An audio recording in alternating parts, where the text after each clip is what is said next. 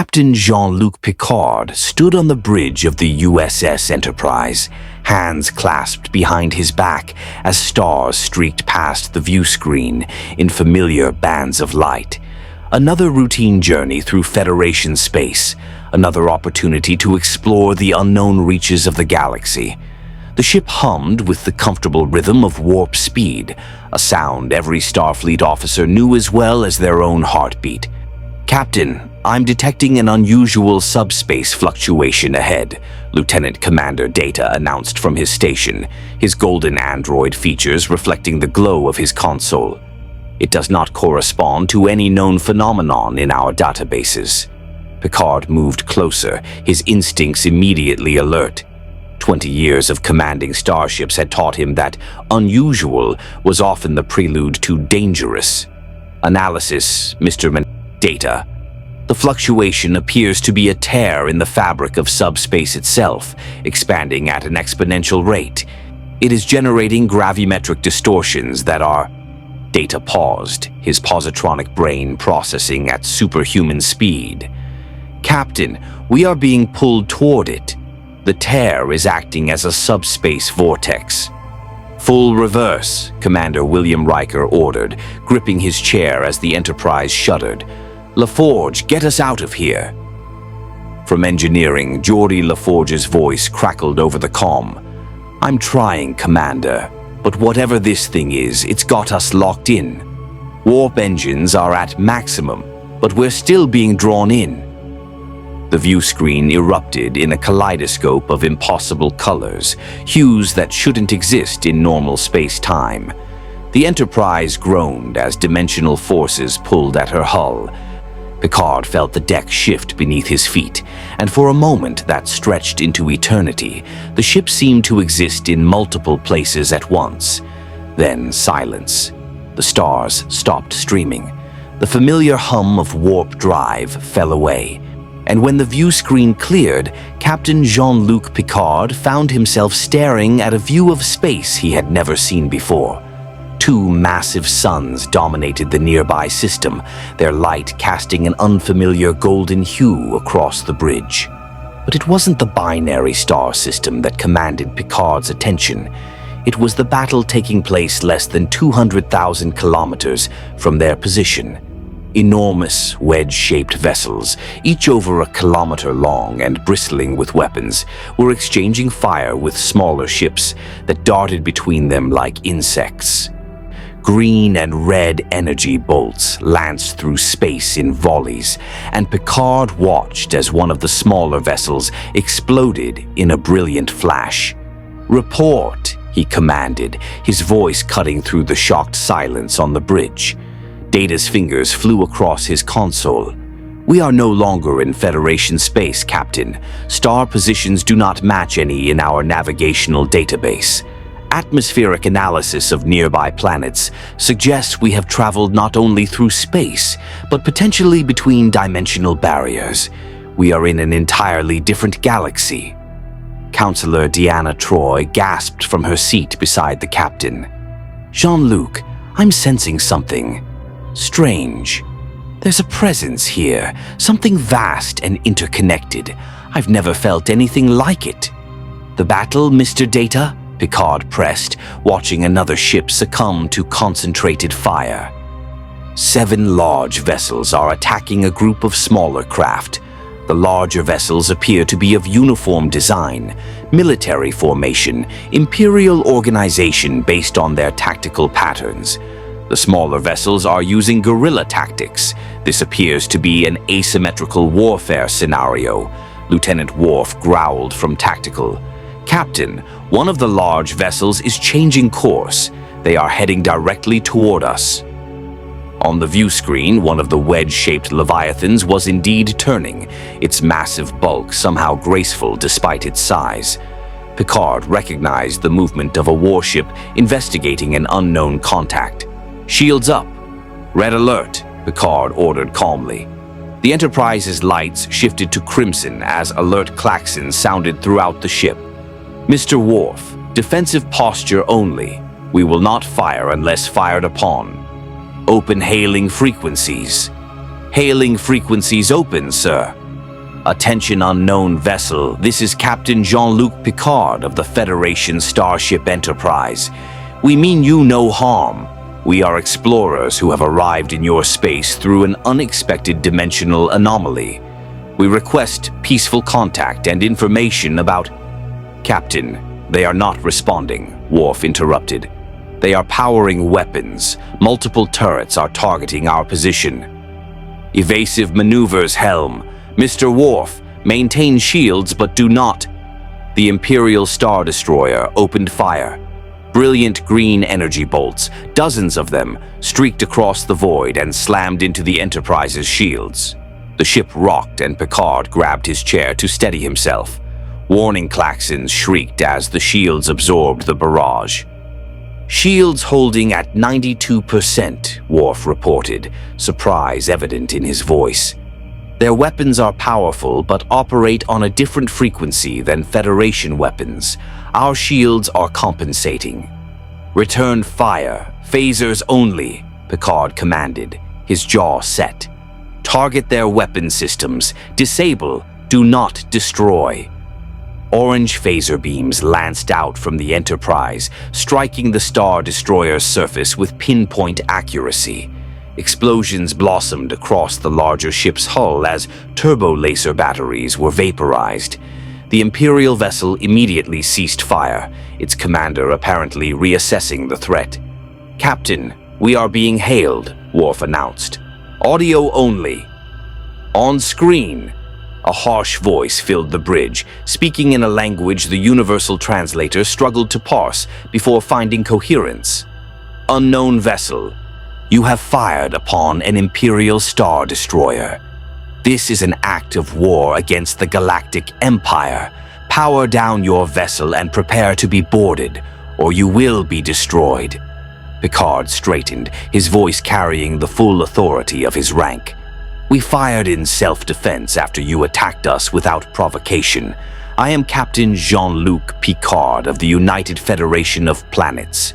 We are not part of your conflict and wish only to understand our situation and find safe passage. The Galactic Empire does not recognize the authority of any Federation. Your vessel's design is unknown, suggesting Rebel Alliance origin or a new threat. You will be boarded and your crew detained for interrogation. This is not a negotiation. Before Picard could respond, Data spoke urgently. Captain, 3 more of the large vessels are converging on our position. The smaller craft are retreating via some form of faster-than-light travel I cannot identify. Not warp drive, but something else entirely. Riker leaned forward. Captain, I don't think we're going to talk our way out of this one.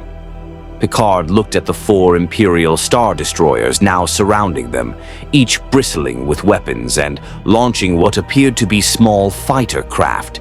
The universal translator had rendered their words, but the meaning was unmistakable. This empire understood only force and submission. Helm, prepare for warp speed. We're leaving. Picard tapped his comm badge. All hands, brace for emergency warp jump. Picard out.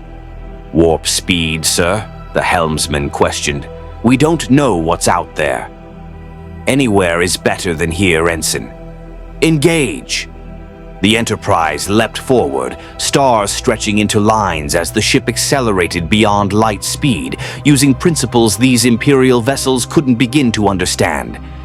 In seconds, they left the Star Destroyers far behind, vanishing into the depths of this strange new galaxy. In the captain's chair, Jean-Luc Picard allowed himself a single moment of uncertainty before his training reasserted itself. They were alone in an unknown galaxy, facing a hostile empire with unknown capabilities. But they were Starfleet. They would adapt, learn, and find a way home. If you want to see more characters enter different universes, hit that subscribe button and drop the name of a character and the universe you'd want to see them in down in the comments below. May the Force be with you. The question was, could they do so without becoming entangled in someone else's war? The Enterprise hung in the shadow of a massive gas giant, its sensor profile masked by the planet's electromagnetic interference. In the observation lounge, Picard sat with his senior staff, the weight of their situation evident on every face around the table. 23 hours since our arrival, Picard began, his voice measured. Mr. Data, what have we learned? Data called up a holographic display of the galaxy, a spiral vastly different from the Milky Way they knew. We have intercepted and translated numerous communications. This galaxy operates under the control of what is called the Galactic Empire, a totalitarian regime that rules through military force. The smaller vessels we observed were part of a rebel alliance fighting against imperial authority. A civil war, Riker said grimly. And we jumped right into the middle of it. It gets worse, sir, Geordi added, his visor reflecting the holographic light. I've been analyzing their technology. These people don't use warp drive. They have something called hyperspace that's fundamentally different. Their weapons, shields, everything operates on principles we're still trying to understand. And Captain, there's something else. He paused. I can't find any dilithium anywhere in this galaxy. Not in any planetary scan, any asteroid field, nothing. The element either doesn't exist here or is so rare we'll never find it. The implications hung in the air like a death sentence. Without dilithium, the Enterprise's warp core would eventually run dry. They would be stranded, powerless, adrift. How long? Picard asked quietly. At current consumption rates, with the crystals we have, maybe 3 weeks of normal operations, less if we engage in combat or attempt high warp escapes. Worf's hands clenched into fists. Then we must find a way home quickly. I have been analyzing the subspace tear that brought us here, Data said. The phenomenon was unique, a convergence of our subspace technology with what I theorize is this galaxy's hyperspace. Recreating those conditions deliberately would require precise calculations and considerable power. It may be possible, but it will take time to develop the theoretical framework. Troy leaned forward, her empathic senses clearly troubled. There's something else we need to discuss. That presence I felt during the battle. I'm sensing it constantly now. It's everywhere, connecting everything. The people here, they're immersed in something I can't quite define, and some individuals shine more brightly in it than others. An energy field? Picard asked. More than that. It feels aware, almost, like it has intention. Light and dark aspects, constantly in flux. Before anyone could respond, the bridge comm crackled to life. Captain Picard to the bridge. We're detecting vessels approaching. Not Imperial this time. Minutes later, the bridge crew watched as 3 ships dropped out of hyperspace nearby. They were crude compared to the Star Destroyers, blocky Corellian corvettes held together with what looked like improvised repairs. But they moved with purpose, taking up positions around the Enterprise. We're being hailed, Worf announced. These vessels are transmitting Rebel Alliance identification codes. On screen. A woman appeared on the view screen, human, young but with eyes that had seen too much war. Her white robes were practical rather than ceremonial, and she carried herself with unmistakable authority despite her youth. Behind her stood a fish-like alien whose species Picard didn't recognize. I am Princess Leia Organa of the Rebel Alliance, she said, her voice strong and clear. You're the ship that disabled an Imperial Star Destroyer and vanished into hyperspace using technology we've never seen before. That makes you either the most valuable ally in the galaxy or the most dangerous unknown. Which is it? Picard stood, his diplomatic training taking over. I am Captain Jean-Luc Picard of the United Federation of Planets. We are explorers from another galaxy, brought here by accident. We have no desire to involve ourselves in your conflict. The alien behind Leia spoke, his voice a gravelly rumble. Admiral Akbar, Rebel Fleet Command. Captain, you disabled an Imperial warship that has terrorized a dozen star systems. You've already involved yourself, whether you intended to or not. The Empire now considers you an enemy. There's no neutral ground in this war. Then we will remove ourselves from your theater of conflict and focus on finding a way home, Picard replied firmly. Leia's expression hardened. With respect, Captain, you don't understand the situation. The Empire controls 90% of this galaxy. There is no removing yourself. Every system, every trade route, every inhabited world is monitored.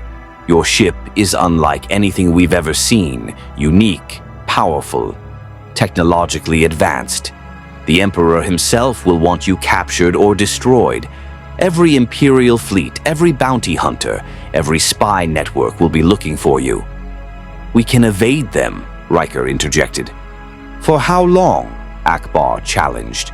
Your ship may be fast, but you can't hide forever. Eventually, you'll need supplies, information, or repairs. The Empire owns the infrastructure. Without allies, you're already captured. You just don't know it yet. Picard felt the familiar weight of command settling on his shoulders. They were right, of course. Isolated, hunted, low on resources. It was an untenable position. What are you proposing? He asked carefully. Leia stepped closer to her view screen. Alliance. Share your technology with us. Help us strike against the Empire, and we'll provide you with everything we know about this galaxy. Resources, safe harbors, intelligence. We'll help you find a way home. In exchange for becoming weapons in your war, Picard said. Princess, the United Federation of Planets has a prime directive, a principle of non-interference in the natural development of other cultures and civilizations. This isn't about development, Captain. This is about survival. The Empire doesn't conquer. It exterminates. I've watched them destroy my entire homeworld, billions of people, to make a political point. Leia's voice cracked slightly before she steadied herself. Your prime directive is a luxury we can't afford. Captain, incoming transmission, Worf interrupted. Imperial encryption. They're broadcasting on all frequencies. A new image replaced the rebels, a tall, imposing figure in a black uniform with a cap bearing the Imperial insignia.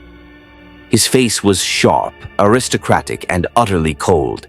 Attention unidentified vessel. I am Grand Moff Tarkin, commanding officer of the Imperial First Fleet.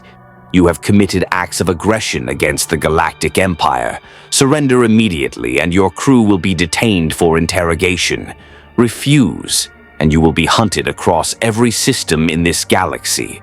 The Empire's reach is absolute. There is nowhere you can hide. The transmission cut off abruptly. Picard looked at Leia's image, still waiting on the split screen. It seems the Admiral was correct. We've run out of neutral ground. Join us, Leia pressed. Not as weapons, but as allies. You value exploration and peace, so do we. We're fighting to restore a republic that believed in those same ideals. The Empire has corrupted everything the old republic stood for. Picard turned to Troy. Counselor, she believes every word, Captain, and she's terrified, not for herself, but for everyone she's responsible for. She's lost so much already. Captain, Data spoke up. May I point out that while the Prime Directive prohibits interference in natural development, it traditionally applies to pre-warp civilizations or cultures not yet capable of interstellar travel. This galaxy is clearly post-warp equivalent and engaged in galaxy-wide conflict. The philosophical applicability is ambiguous. You're looking for justification, Riker said quietly. Sir, with respect, we all know what the right thing to do is. The question is whether we can afford to do it. Picard looked at each of his officers in turn. Worf, eager for honorable combat. Data, analytically weighing options. Geordi, worried about their dwindling resources. Troy, feeling the emotional weight of billions suffering under tyranny. And Riker, his trusted first officer, waiting for him to make the call that would define their time in this galaxy. "Princess Leia," Picard said finally, "the Enterprise cannot provide you with our technology that would violate principles we hold sacred. However, we are willing to meet with your leadership and discuss limited cooperation, humanitarian aid, tactical support in specific scenarios, but not technological transfer. Is that acceptable?" Leia smiled, a genuine expression of hope that transformed her war-worn features. "More than acceptable, Captain. Transmitting coordinates now. Welcome to the rebellion." As her image faded, Picard sat heavily in his chair. Across the bridge, he could see his crew processing the decision. They had just taken sides in an alien civil war with dwindling fuel and no clear path home. "Set course for the rebel rendezvous point," he ordered. "And Mr. Data, work with Geordi. Finding a way home just became our top priority." "Aye, Captain." As the Enterprise turned toward an unknown future, Picard couldn't shake the feeling that they had just crossed a line that couldn't be uncrossed. The Prime Directive was meant to protect developing civilizations from Federation interference. But what happened when the Federation itself needed protection? What happened when the choice was between principle and survival? The rebel base was hidden inside a massive asteroid, its interior hollowed out and converted into a warren of hangars, command centers, and living quarters. As the Enterprise maintained position outside, too large to fit through the entrance, Picard, Riker, Data, and Worf transported down to the main briefing room. The sensation of materialization always drew gasps from those unfamiliar with transporter technology, and the rebel personnel were no exception. One moment, the designated coordinates were empty. The next, 4 Starfleet officers shimmered into existence. "Incredible," breathed a Mon Calamari officer, his salmon-colored skin reflecting the harsh lighting. "No shuttle, no airlock. You simply appeared." "Transporter technology," Data explained. "We convert matter into energy, transmit it through a subspace beam, and reconvert it at the destination. Standard Federation technology for over 2 centuries. Admiral Akbar, the same officer who had spoken from Leia's ship, approached with measured caution. "If you can move personnel instantaneously, bypass shields, ignore physical barriers." He trailed off, the tactical implications clear in his large eyes. "We won't be providing transporters to the rebellion," Picard said firmly.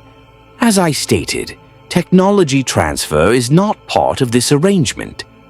Leia entered the room, followed by a protocol droid that moved with anxious, jerky movements. "Captain Picard, welcome to Home 1. I wish we could offer you better hospitality, but resources are limited, I understand," Picard said graciously.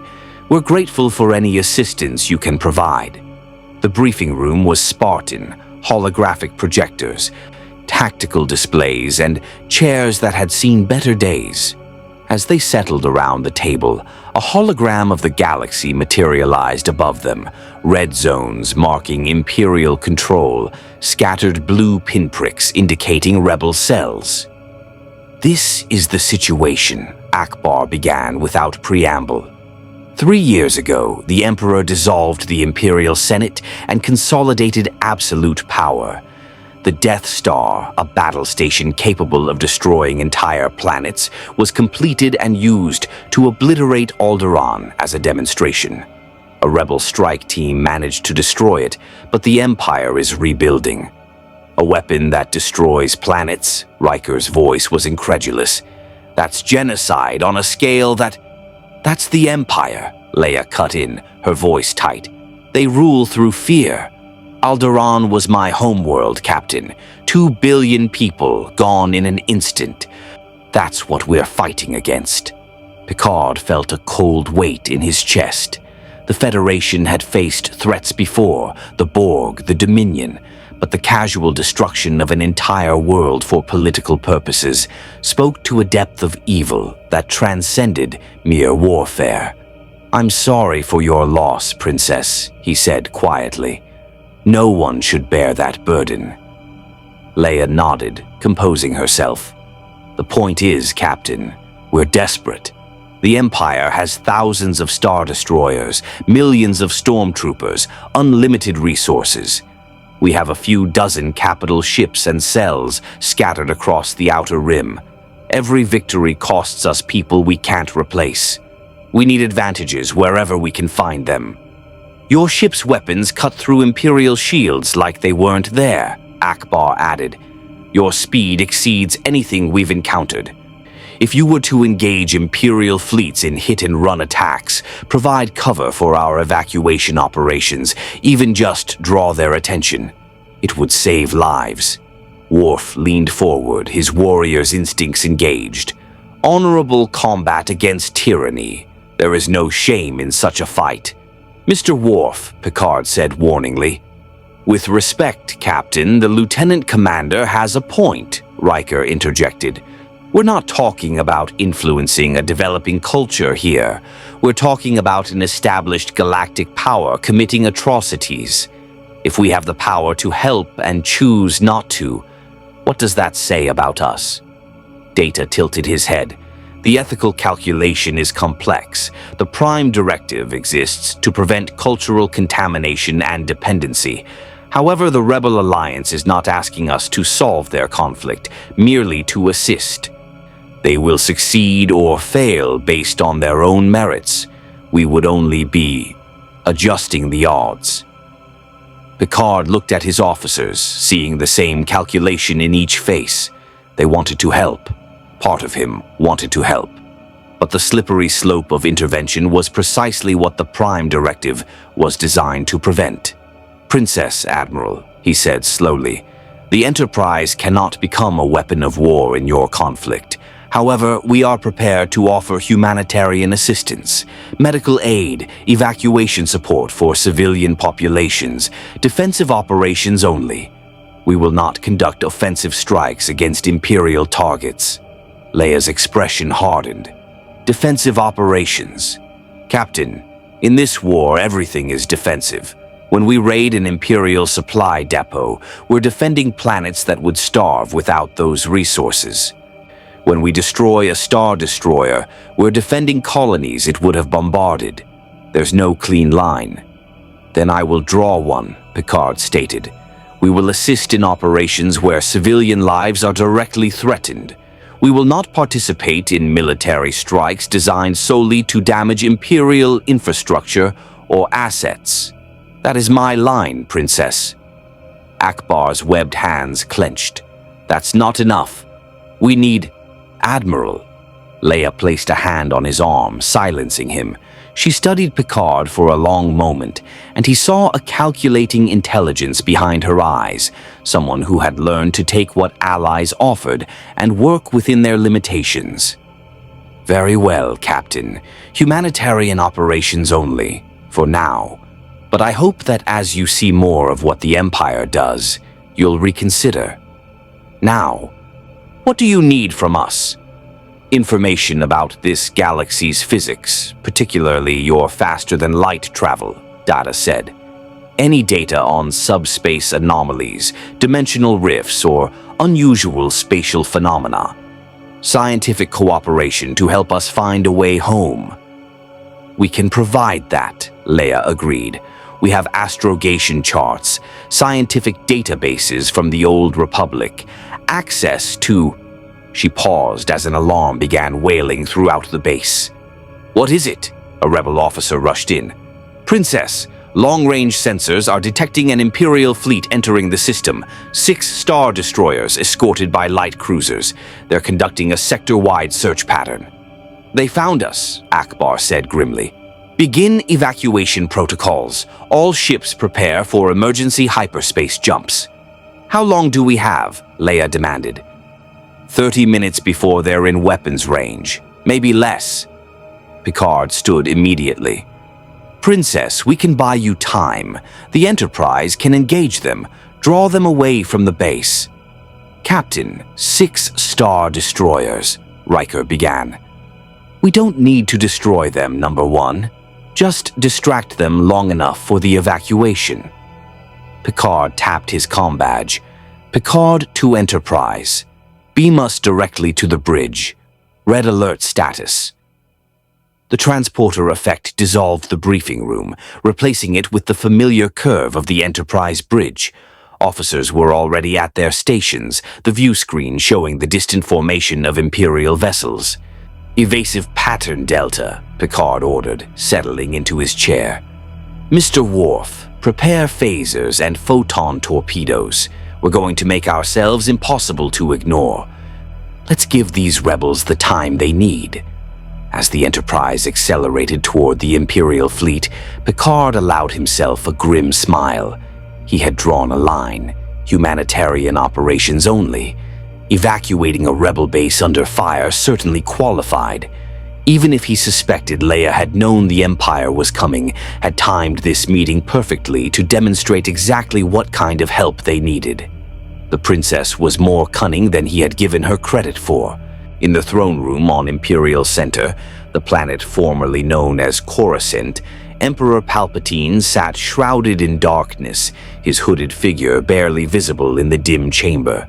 Before him, a holographic image flickered, a sleek, saucer-shaped vessel, unlike any ship in Imperial records.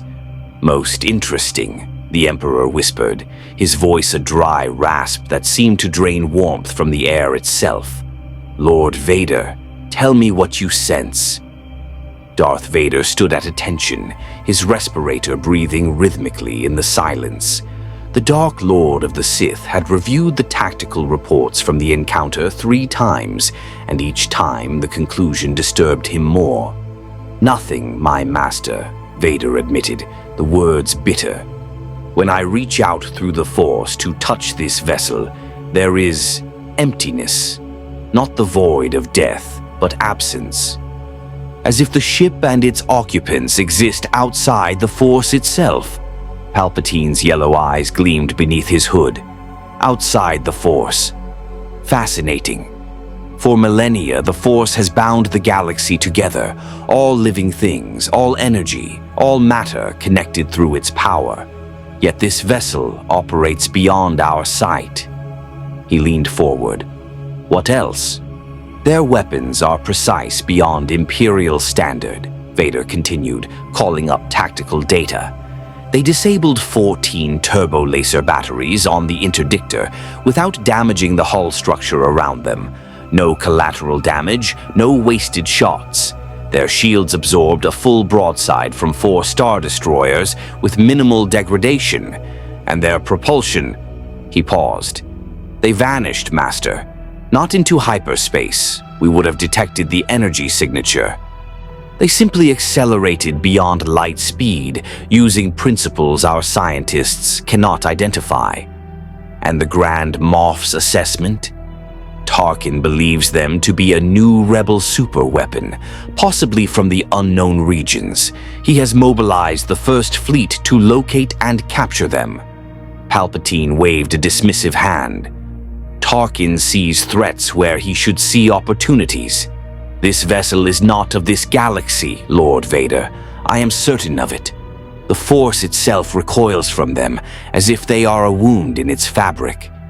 Then they are dangerous, Master.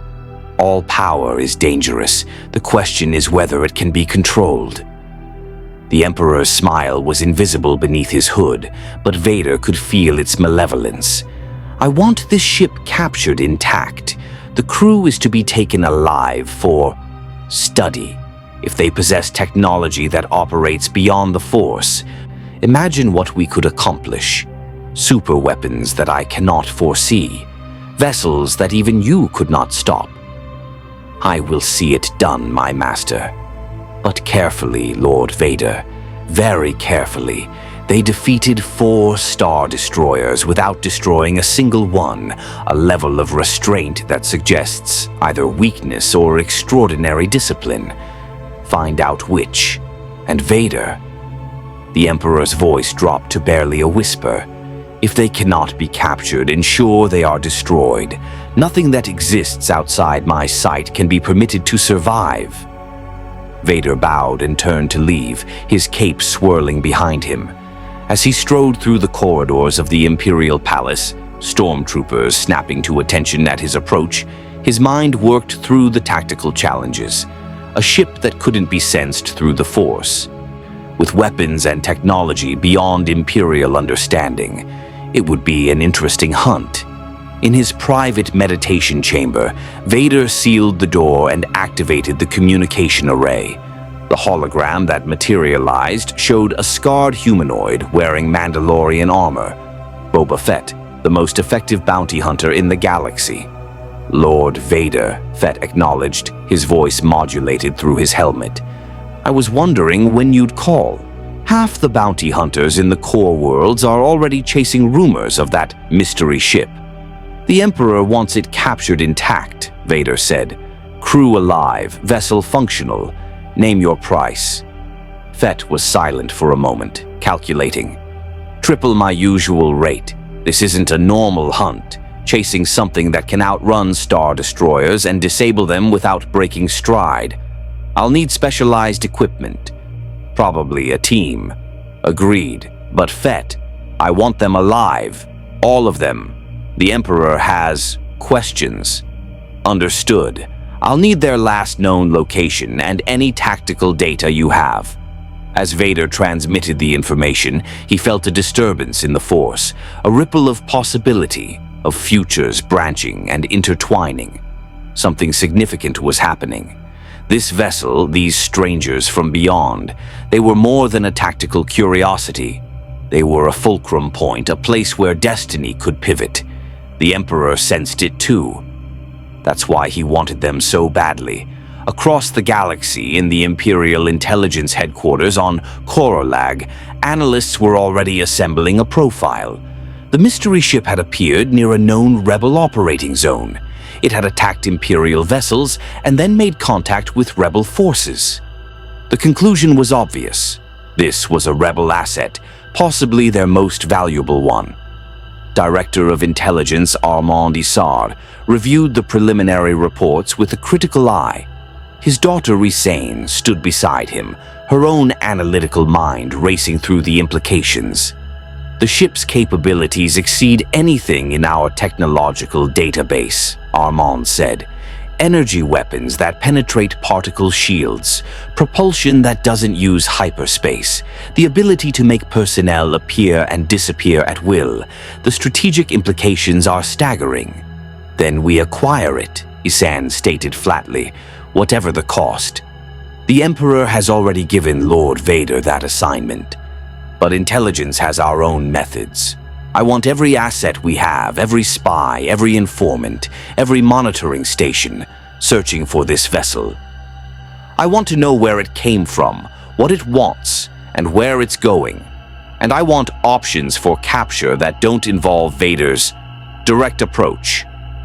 Within hours, the order went out across the Imperial network. Every sector command received updated priority targets. Every intelligence cell was activated. The hunt was on. In the unknown regions, in a fortress hidden among asteroid fields, another intelligence network took notice. The Chiss Ascendancy rarely concerned itself with the conflicts of the galaxy's lesser species, but Senior Captain Thrawn, currently in exile serving the Empire, saw the reports differently.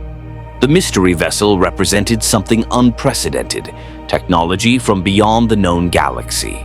Thrawn studied the tactical recordings with fascination, noting the precision, the restraint, the underlying principles of engagement that spoke to a culture valuing life and efficiency over brute force. These newcomers were not conquerors. They were explorers, trapped in a hostile situation, which meant they were desperate, unpredictable, and potentially very dangerous. Thrawn filed his analysis with his superiors and returned to his current assignment. But in the back of his analytical mind, he tracked every new piece of information about the mystery ship. Eventually, their paths would cross, and when they did, Thrawn would be ready to understand them better than anyone else in the galaxy. On a dozen different worlds, in cantinas and spaceports, from the core to the outer rim, bounty hunters and mercenaries checked their equipment and plotted courses. The reward for information leading to the capture of the mystery ship had just been posted. 1 million credits. For the ship itself, delivered intact, 10 million. Men and women who killed for a living began preparing for the hunt of a lifetime. Aboard the Enterprise, none of this was yet known. Picard and his crew were focused on the immediate crisis, protecting the rebel evacuation and staying one step ahead of the Imperial fleet. They didn't know that the Emperor himself had taken personal interest in them. They didn't know that the greatest minds in the Empire were now focused on one goal: capturing or destroying them. They didn't know that by choosing to help the rebels, they had made themselves the most wanted prize in the galaxy. But they would learn soon enough.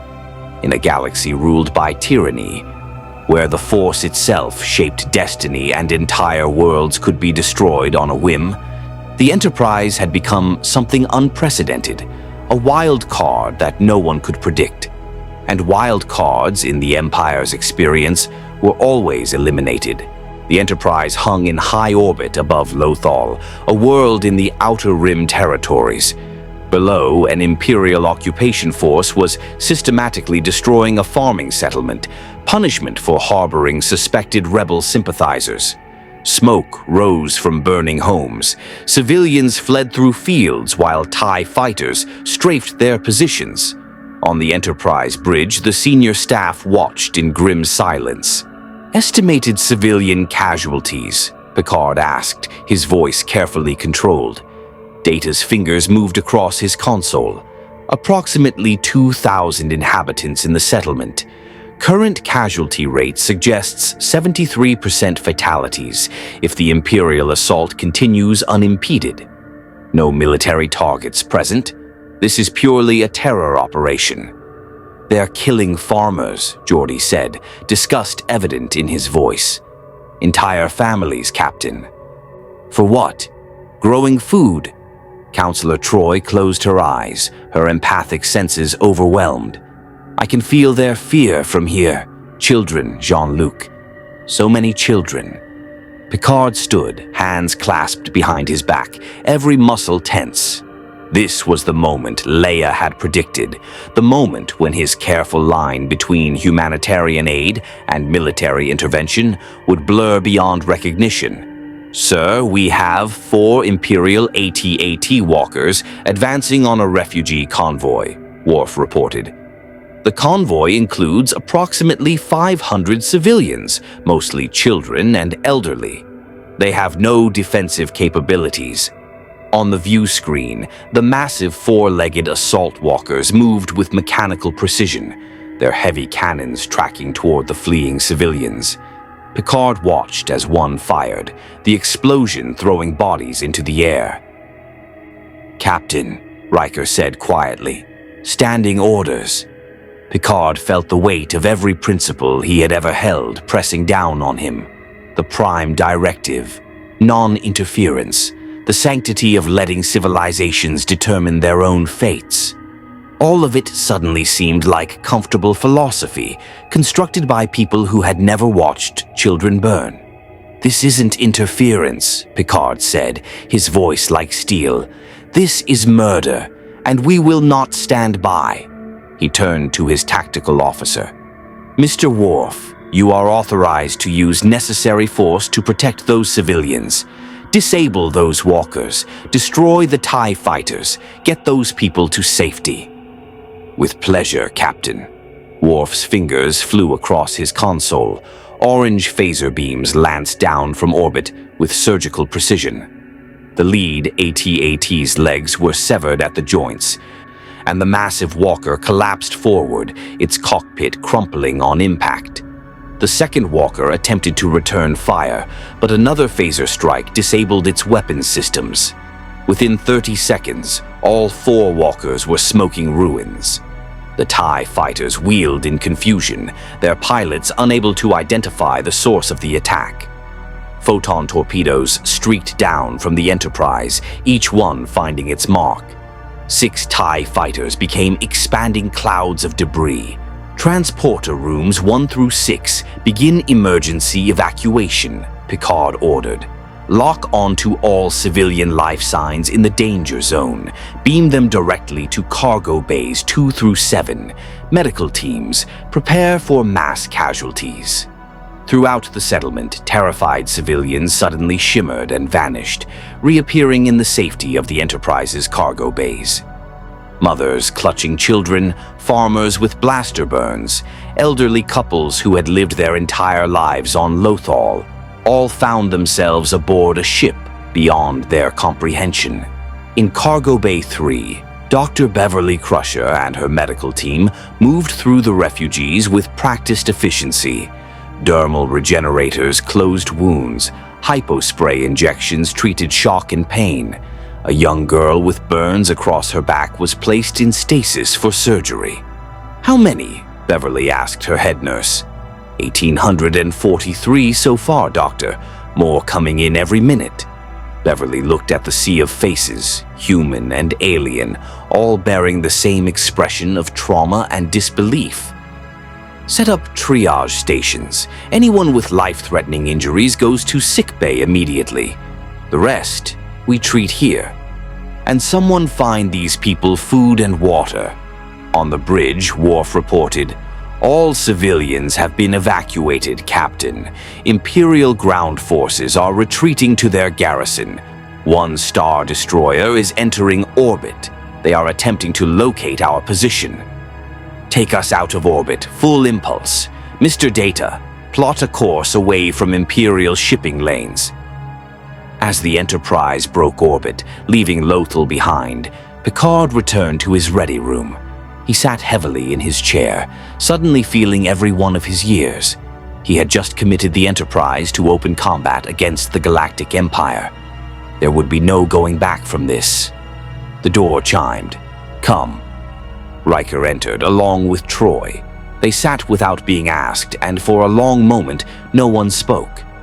"You did the right thing," Troy said finally. "I know it violated your principles, but Jean-Luc, what we saw down there was an atrocity," Picard finished. "Yes, and we stopped it. But Commander, every time we intervene, we change this galaxy's future. We're not observers anymore. We're participants. That's precisely what the Prime Directive was designed to prevent." Riker leaned forward. "Sir, with respect, the Prime Directive assumes we're dealing with a natural societal development. What the Empire is doing isn't development, it's systematic oppression. If we have the power to save lives and choose not to, what does that make us? It makes us gods, Will, deciding who lives and who dies, which causes are just and which aren't. That's a power no one should have." "But we do have it," Troy said gently. "The question isn't whether we should have that power. It's what we do with it now that we're here."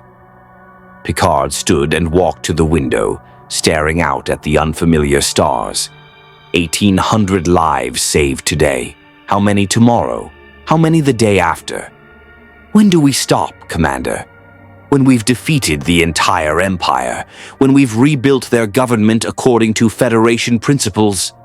Where is the line? "I don't know, Captain," Riker admitted. "But I know we couldn't have let those people die.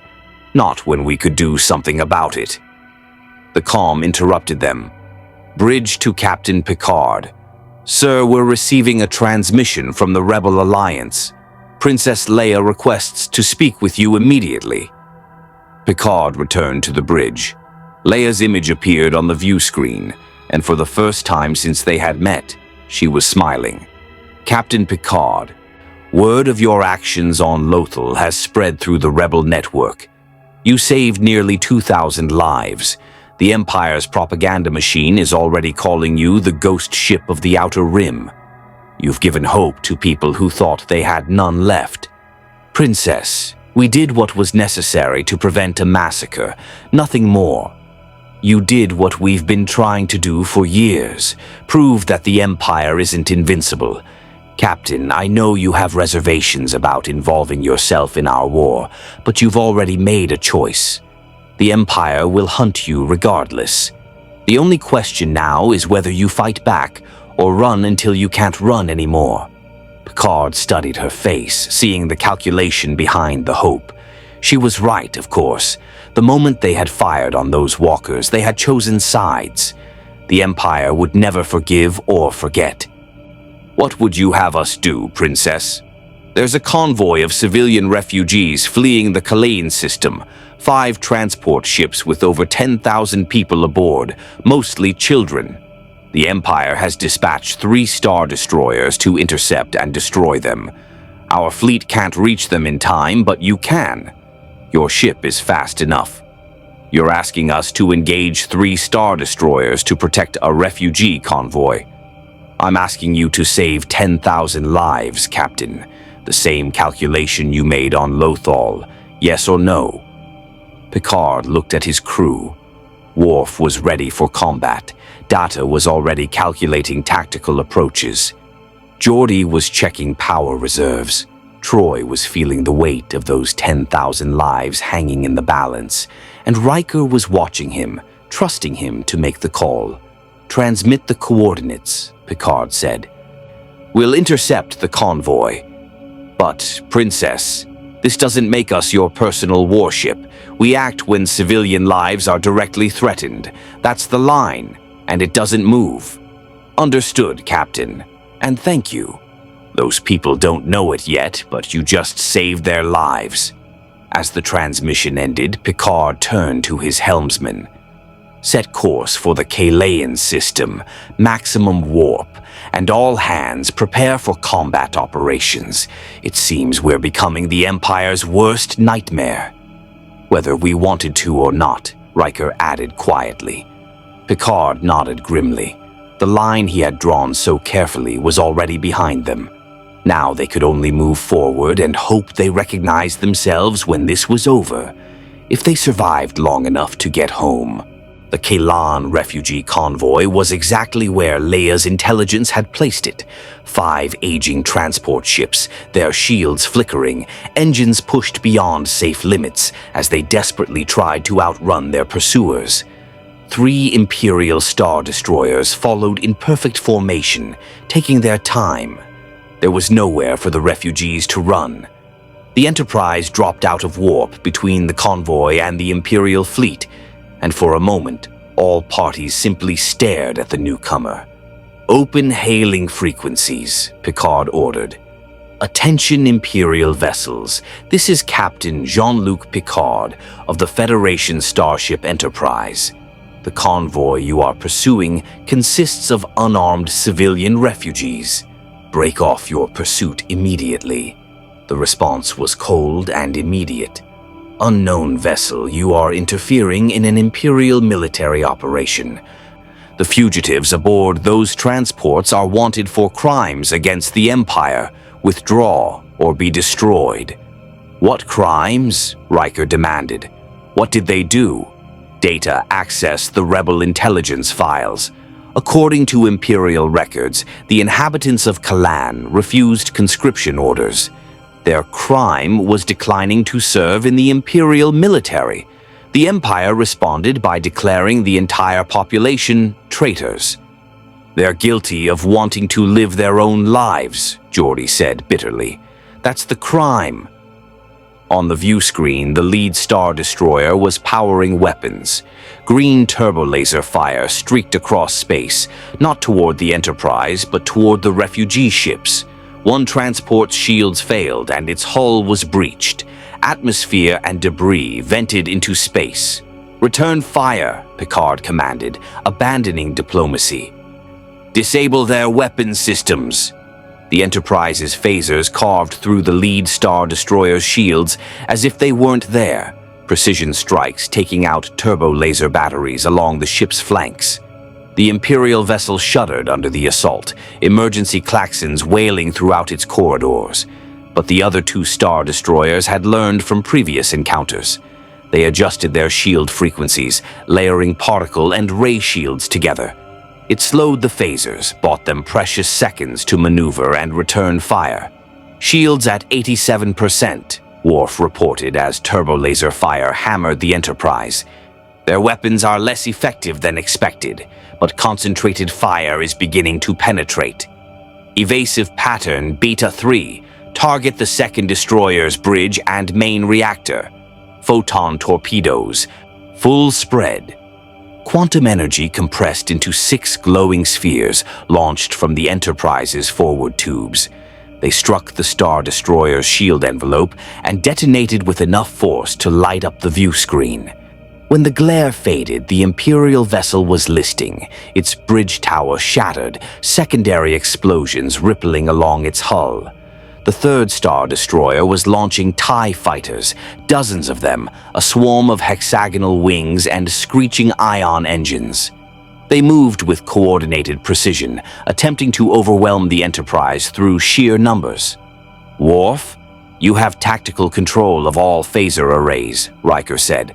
"Data, reroute auxiliary power to targeting scanners. Let's show them what computer-assisted weapons can do." The Klingon's smile was predatory. His fingers danced across the tactical console, and the Enterprise's 12 phaser arrays began firing in perfect synchronization. Each burst found a TIE fighter, each shot precisely calibrated. The Imperial pilots had never faced such accurate fire. Weapons that tracked their every movement, compensated for their evasive maneuvers, and fired the instant a target was acquired. Within 90 seconds, 47 TIE fighters were reduced to expanding clouds of superheated gas. "The remaining Star Destroyers are retreating," Data announced. "They are signaling for reinforcements." "Time until those reinforcements arrive?" Picard asked. "Based on typical Imperial response times, approximately 14 minutes. "More than enough time. Transporter rooms. Begin evacuating the damaged refugee ship. Get those people to safety. Helm, prepare to escort the convoy to—" He paused, looking at the star chart. "Where can they go?" "The rebellion has a hidden outpost in the Anet sector," Data offered. "Remote, difficult to detect, capable of supporting 10,000 refugees temporarily. Transmit those coordinates to the convoy. We'll escort them there." As the Enterprise moved to cover the fleeing transports, Geordi's voice came through from engineering. "Captain, I need to report something. That last engagement used up more power than expected. Our dilithium reserves are depleting faster when we use weapon systems. The crystals aren't responding as efficiently in this galaxy's physics. If we keep fighting like this, we're looking at 2 weeks of operational capacity, maybe less." 2 weeks. The words hung in the air like a death sentence. "Understood, Commander.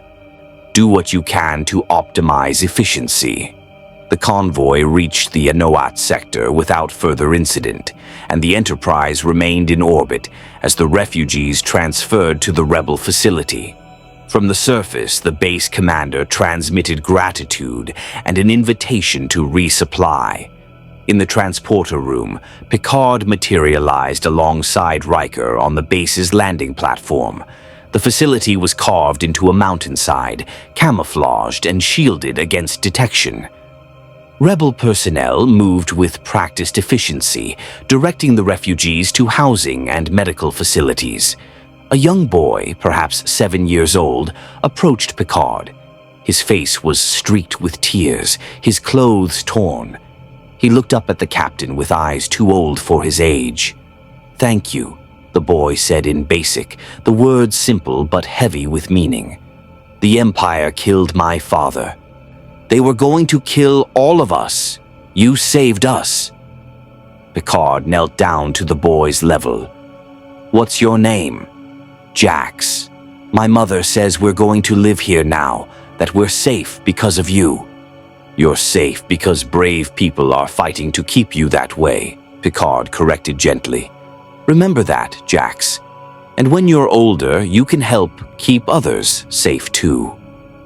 The boy nodded solemnly and ran back to his mother, who mouthed a silent thank you before leading him away. Riker waited until they were alone.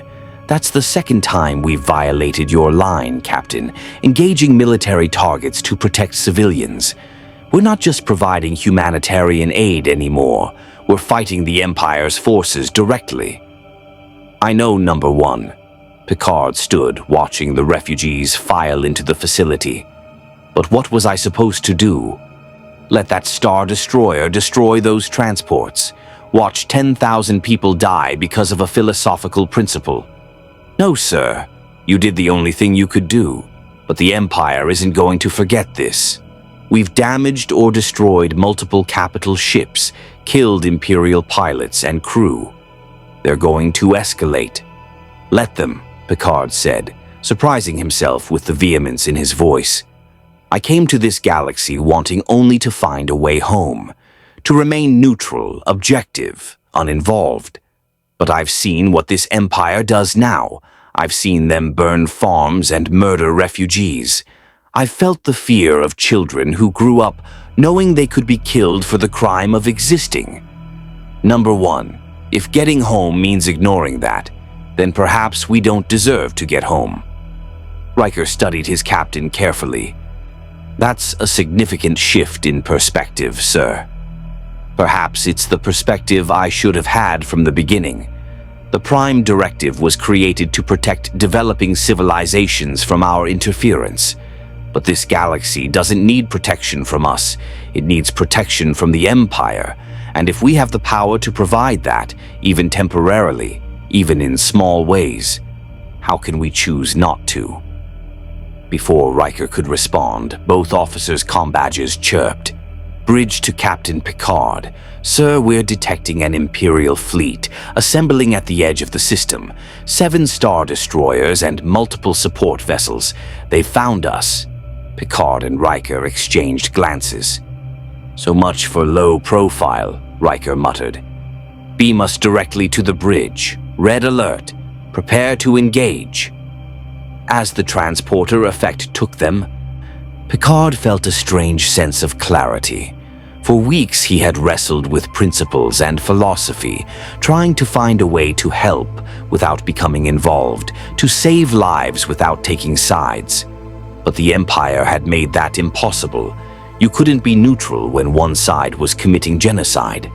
The Federation had faced this choice before, against the Borg, against the Dominion. Each time they had chosen to fight rather than allow evil to triumph. This was no different, except that this time they were alone, far from home, with dwindling resources and no reinforcements coming. They had chosen their path. Now they would see where it led. The Imperial fleet had grown since their last encounter. 7 Star Destroyers formed a blockade pattern, supported by light cruisers, and what Data identified as interdictor-class vessels, ships designed to prevent hyperspace escapes. They weren't here to chase the Enterprise away. They were here to capture or destroy it. And leading them was something Picard had never seen before. The ship was enormous, 8 kilometers long, a superstar destroyer that dwarfed even the massive vessels surrounding it.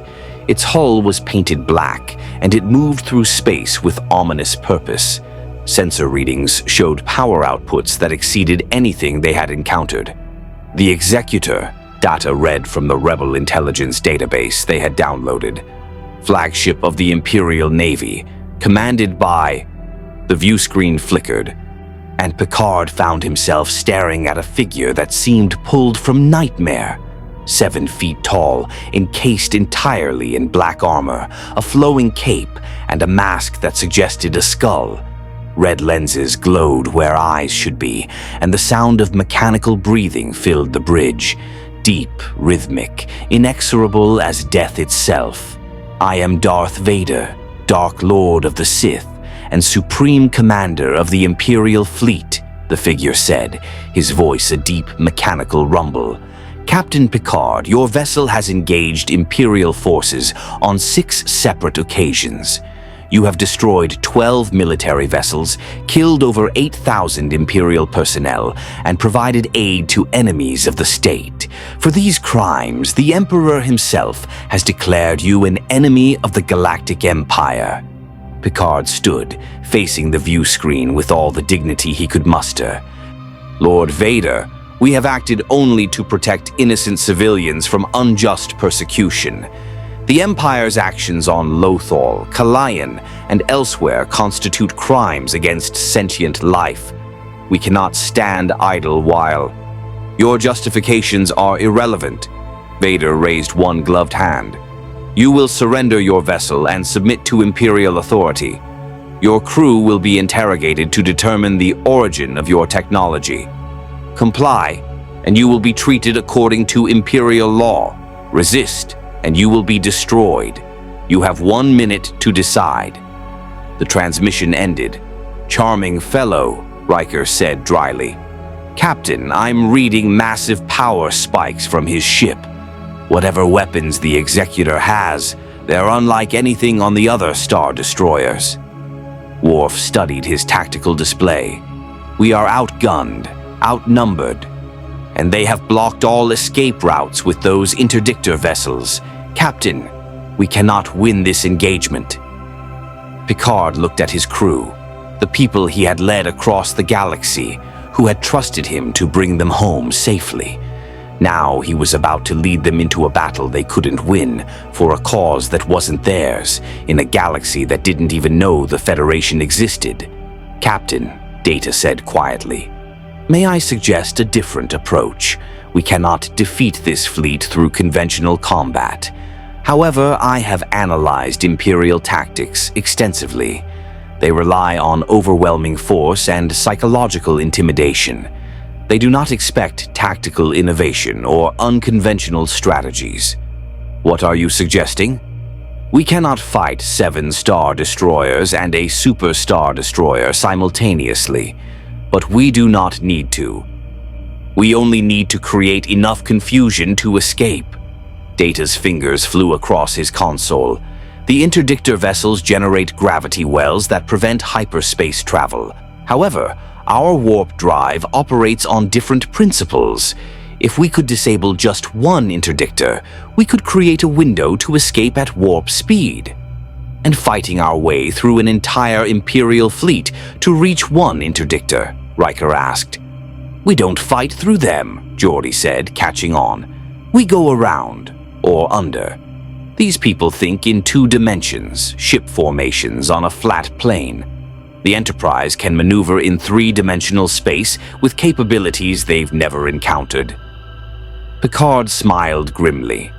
Mr. Data, calculate the optimal attack vector. Mr. Worf, prepare a full photon torpedo spread. I want every torpedo we have targeted at that interdictor. We'll only get 1 shot at this. Helm, stand by for emergency maneuvers. On the view screen, Vader's countdown reached 0. The Imperial fleet began advancing in perfect formation, thousands of turbo-laser batteries powering up, preparing to unleash overwhelming firepower. Execute, Picard commanded. The Enterprise dropped below the Imperial formation, a concept that made no sense in space, but that the Empire's 2-dimensional tactics hadn't anticipated. Moving at full impulse, the Federation starship dove beneath the Star Destroyers, their weapons tracking too slowly to follow.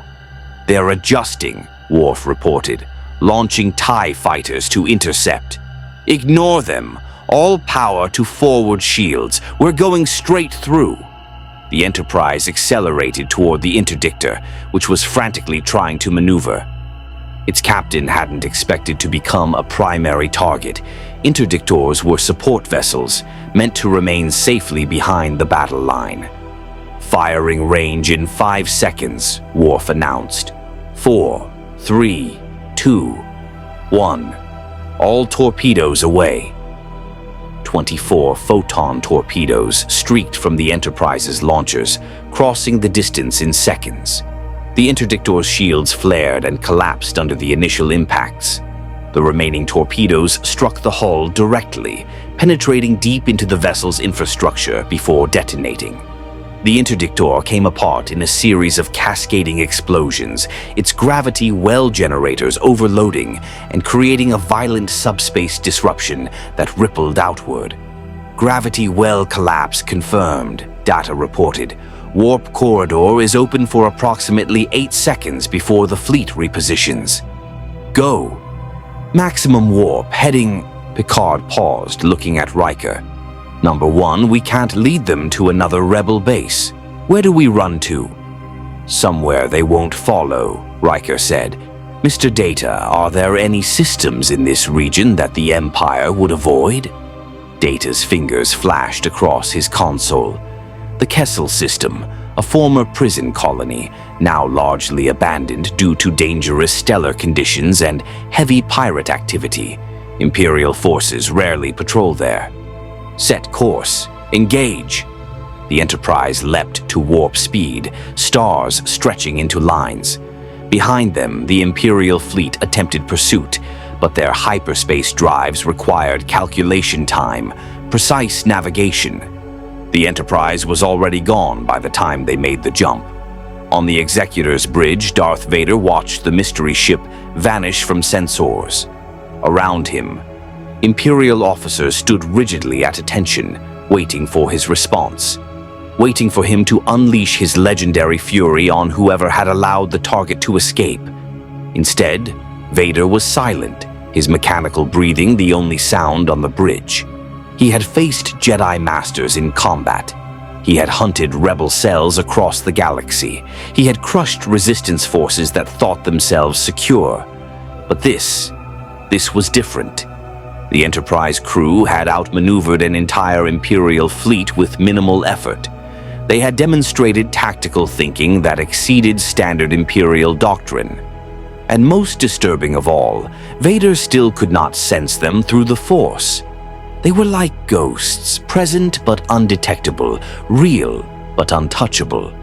"Admiral," Vader said finally, "summon Boba Fett and prepare my personal shuttle. The Emperor wishes to speak with me regarding these intruders." As the Dark Lord strode from the bridge, the officers exhaled in relief. They had expected executions. Instead, they had witnessed something rare, Darth Vader acknowledging a worthy opponent. Aboard the Enterprise, in the relative safety of the Kessel system, Picard sat in his ready room with a glass of Earl Grey tea, untouched. They had escaped, but at what cost? Another engagement, more dilithium consumed, and now the personal attention of this Darth Vader. The door chimed. "Come." Beverly Crusher entered, still wearing her medical coat. She sat without being asked, studying her old friend with professional concern. "You haven't slept in 36 hours, she said. "You're running on stimulants and stress. Jean-Luc, you need rest. I need to get this crew home." "Beverly, every time we engage the Empire, we use resources we can't replace. Geordi estimates 2 weeks of power remaining, and that's if we avoid combat entirely. But we can't avoid combat, not while refugees need protection, not while the Empire is actively hunting us. Then we find allies. We work with the rebels more closely, get access to their resources, their knowledge, and become even more involved in their war," Picard finished. "Every choice leads us deeper into this conflict. I wanted to help, Beverly. I wanted to save lives without becoming a combatant. But there's no middle ground here. The Empire doesn't allow neutrality." Beverly reached across the desk and took his hand. "Then stop trying to find middle ground. Jean-Luc, I've known you for over 20 years. You're a good man who always tries to do the right thing. Maybe in this galaxy, the right thing is fighting back. Not observing, not remaining neutral, fighting." "And when did you become a military strategist?" Picard asked with a tired smile. "When my ship started engaging superstar destroyers." Beverly squeezed his hand. "You'll figure it out. You always do. But first, you sleep. That's a medical order. As Beverly left, Picard finally sipped his tea, cold but comforting nonetheless. Outside his window, the Kessel system's strange purple nebula cast eerie light across the hull. Somewhere in this galaxy, Darth Vader was planning his next move. The Emperor himself was taking interest in their fate. Bounty hunters were sharpening their weapons, and the Enterprise crew was trapped far from home, with dwindling resources and nowhere left to run. But they had also saved nearly 12,000 lives. They had struck fear into the hearts of an empire that thought itself invincible. They had shown oppressed people across the galaxy that resistance was possible. Perhaps, Picard thought, that was worth the cost. He would let tomorrow's problems wait until tomorrow. For now, he would take Beverly's advice. He would rest, and then he would face whatever came next. The Enterprise hung in the shadow of the Kessel Run's asteroid field, running silent with minimal power output. In engineering, Geordi LaForge stood before the warp core, watching the dilithium crystal matrix pulse, with light that grew dimmer with each cycle. "How bad is it?" Chief Engineer Sarah McDougal asked, though her face said she already knew the answer. Geordi adjusted his visor, running another diagnostic. The enhanced visual input showed him what organic eyes couldn't see.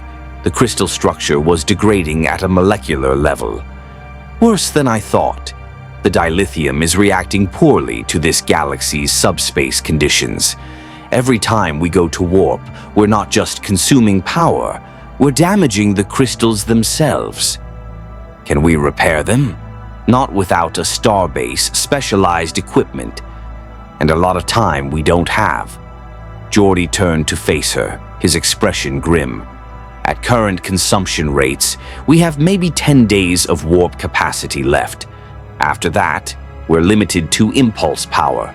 In a galaxy this size, that means we'd take centuries to cross significant distances.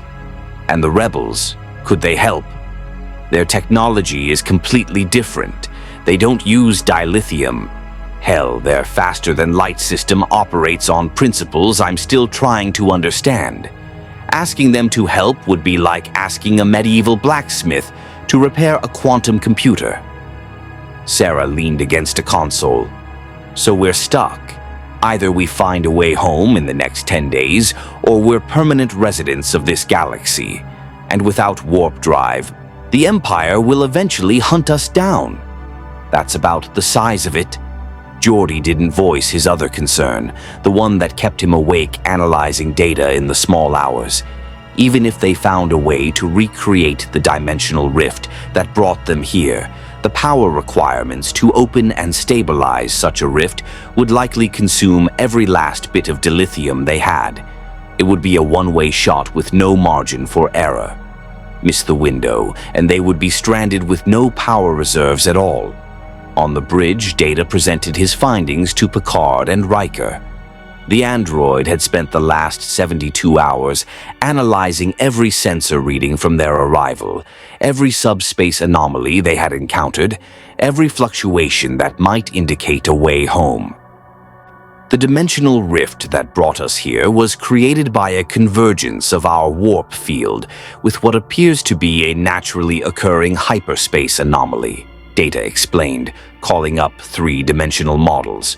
Based on my analysis, such convergences are extremely rare, possibly occurring once every several decades in any given region of space.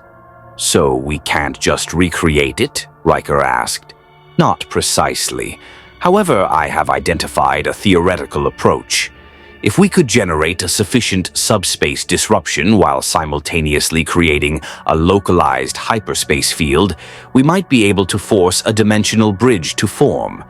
The Federation's quantum field theory suggests—" "In layman's terms, Data," Picard interrupted gently.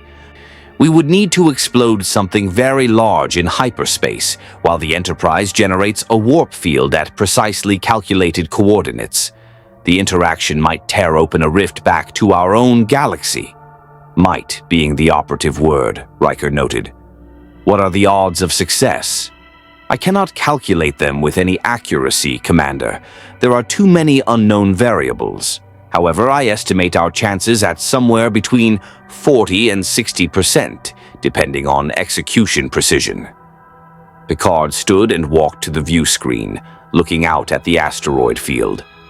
And if it fails, we would expend our remaining dilithium reserves attempting it.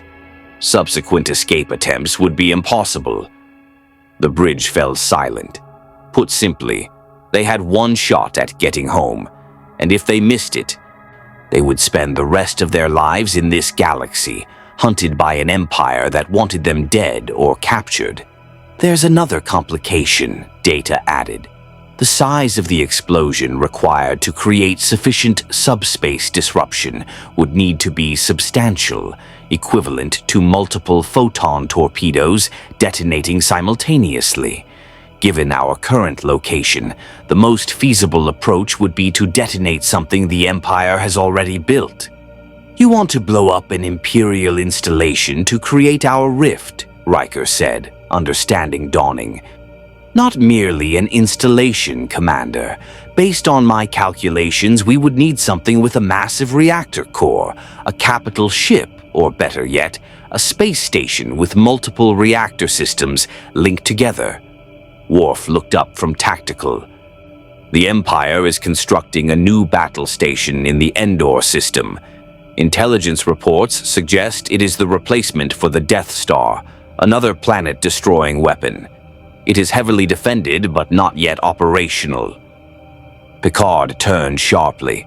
You're suggesting we attack the Empire's primary military construction project, somehow trigger a massive explosion, and use that explosion to open a dimensional rift home? It is the most logical approach given our limited resources and time constraints, Data confirmed. It's also insane, Riker said. The Endor system will have dozens of Star Destroyers defending it. Darth Vader himself probably visits regularly. We'd be flying into the heart of Imperial space with no backup and minimal power reserves. Agreed, Picard said, which is why we're not going to do it. Mr. Data, continue researching alternative methods. There must be another way to generate the required explosion without attacking the Empire's most heavily defended position. Data nodded. I will explore all possibilities, Captain. As the senior staff dispersed to their duties, Picard returned to his ready room, only to find an unexpected visitor waiting. Guinan, the ship's mysterious bartender and Picard's longtime confidant, sat in his chair, a drink already prepared. You look like you could use this, she said, sliding a glass across the desk. Picard accepted it gratefully. Guinan, how do you always know? I pay attention, and I've been hearing things from the crew. They're worried, Jean-Luc. Not scared, but uncertain. They joined Starfleet to explore strange new worlds, to seek out new life. They didn't expect to become freedom fighters in someone else's war. Neither did I. Picard took a sip, saurian brandy, smooth and warming. We have less than 2 weeks of power remaining. Our only theoretical path home requires attacking one of the Empire's most critical installations. And every day we're here, we become more involved in this conflict. Maybe that's not such a bad thing. Picard looked at her sharply. What do you mean? Guinan stood and walked to the window, her elaborate hat silhouetted against the stars. I've lived a long time, Jean-Luc. Longer than you know. I've seen empires rise and fall, seen good people face impossible choices, and I've learned that sometimes, where you are is exactly where you're supposed to be. You think we're meant to be here? Fighting the Empire? I think that 12,000 people are alive because you were here. I think that every refugee who escaped Imperial prosecution, every child who wasn't orphaned, every family that stayed together, they're all proof that you made the right choices. Maybe the question isn't how to get home. Maybe it's what you do with the time you have left here. And if we can't get home at all? Guinan turned back to him, her ancient eyes filled with wisdom that made Picard feel suddenly young. Then you build a new life here. The Federation isn't just a place, Jean-Luc. It's a philosophy, a set of values. You can carry those values anywhere, even to a galaxy far, far away. After Guinan left, Picard sat alone with his thoughts. 10 days of power. One theoretical path home that required attacking the Empire's most defended position. A crew that had signed up for exploration and found themselves in a war. And a galaxy full of people who needed help that only the Enterprise could provide. The calm interrupted his contemplation. Bridge to Captain. Sir, we're receiving a transmission from the Rebel Alliance. It's Princess Leia, and she says it's urgent. Picard returned to the bridge. Leia's image appeared, but this time she wasn't in a command center. She was on what looked like a small starship, and she was moving quickly. Captain Picard, I need your help. The Empire has captured one of our best intelligence operatives, a woman who knows the locations of every rebel cell in 3 sectors. If they interrogate her successfully, thousands of our people will be exposed. I'm mounting a rescue operation, but our ships won't survive long enough to reach her. Your ship could. Where is she being held? Aboard Vader's flagship, the Executor. It's currently docked at the Imperial garrison on Scarif for resupply. We have a short window, maybe 6 hours before they transfer her to a more secure location. The bridge fell silent. Vader's flagship, the superstar destroyer commanded by the Empire's most dangerous warrior. Walking into that situation would be suicide. Princess, even if we could reach her, extracting a prisoner from Vader's own ship. I know what I'm asking, Leia interrupted. I know it's dangerous. But Captain, this woman has saved hundreds of lives. She's one of the bravest people I know. And if the Empire breaks her, it could mean the end of the rebellion. I'm not ordering you to help. I'm begging you. Picard looked at his crew. Worf was calculating tactical approaches. Data was analyzing the probability of success. Riker was watching him, waiting for the decision. And Troy was sensing something Picard could feel too. This wasn't just about one operative. This was about the kind of people they wanted to be. Data, can we reach Scarif within 6 hours? At maximum warp, yes. However, our dilithium reserves would be critically depleted. That's not an answer to my question, Commander. Yes, Captain. We can reach Scarif. Picard turned back to Leia's image. Transmit all intelligence on the Executor's internal layout and current security status. We'll get your operative out. But Princess, understand? This uses up resources we can't replace. After this mission, we may not have enough power to attempt our one chance at getting home. Leia's expression was unreadable. I understand, Captain, and I'm sorry it's come to this. But thank you. You're giving us hope. As the transmission ended, Riker leaned close. Sir, are you sure about this? We're trading our way home for one person. One person who, if captured and interrogated, could lead to the deaths of thousands, Picard replied. Number 1, I stopped trying to calculate the moral arithmetic weeks ago. I'm simply doing what feels right, and right now that means rescuing someone who needs our help. Even if it costs us everything. Picard smiled grimly. Especially then, set course for Scarif, maximum warp. Mr. Worf, prepare a boarding party. Guinan was right. We carry Federation values wherever we go. Today, we carry them into the belly of the beast. As the Enterprise leapt to warp speed, racing toward one of the most dangerous missions they had ever attempted, Picard felt a strange calm settle over him. They were committing themselves fully now. No more half measures, no more cautious neutrality.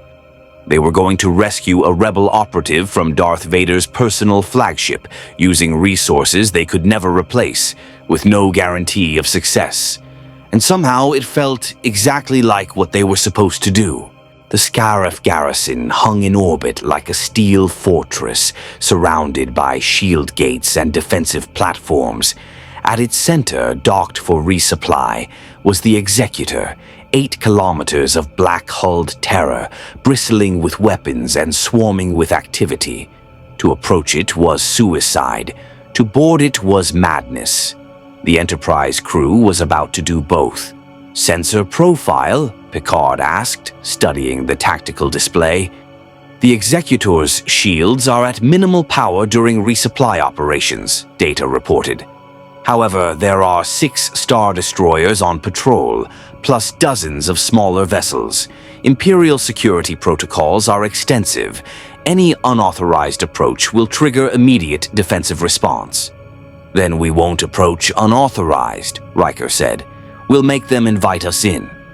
Picard turned to his first officer. "Explain." "We've captured Imperial communications protocols. We know their codes, their procedures. What if we don't sneak in? What if we announce ourselves as a captured rebel vessel being delivered to Lord Vader for interrogation?" Worf growled approvingly. "Deception.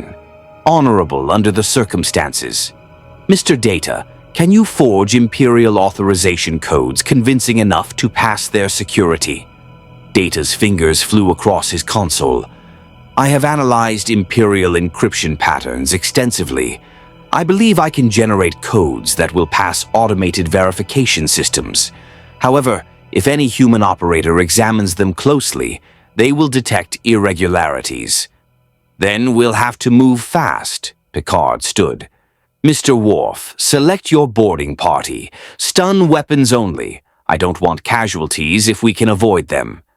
Data, you're with the team. We'll need your strength and computational abilities. Number 1, you have the bridge." Riker stood as well.